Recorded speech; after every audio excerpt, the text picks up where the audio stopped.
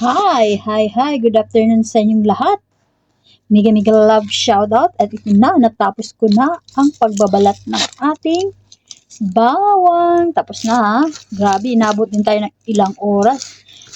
Ganun. Pagkatapos nito, yan, maglinis na muna tayo. Ligpit, besh. At ito na po ang ating finished product na bawang. Ayan, malinis na po siya.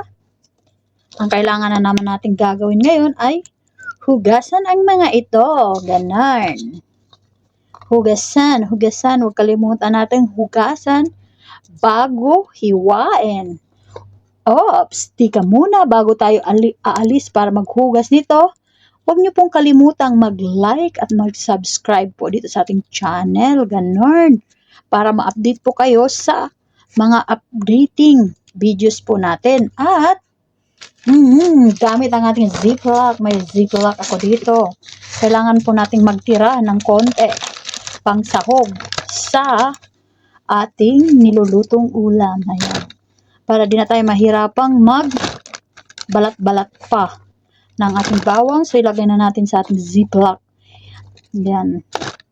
Hindi na natin hugasan to para hindi mabasa at tutubo. At ilalagay natin to sa ating ref. Ayan.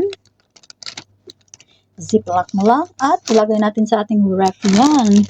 Tama na siguro ito kadami. At itong natitira ay ang ating, ayan, hihiwain natin ito mamamaya. Ito ang ating mga pinagbalatan ng bawang. Ang dami nila, diba? Ano kayong pwedeng gagawin dito? Ano sa tingin mo? At ito yung ating mga ititira natin bawang. Para sa pag magluluto tayo, mabilisan na lang luto. Hi sa inyong lahat. Welcome sa ating live stream. Ayan, pagalawin ang baso. Galaw-galaw naman dyan. Ayan. Diba? Ang dami nating mga bawang. Bawang. At maghuhugas na tayo ngayon. Ay, nangalay ako dun. Nasa kakaupo. Marami-rami din yung ating nabalatan. Isang bucket ba naman? Ang sipag ko ngayong araw na to.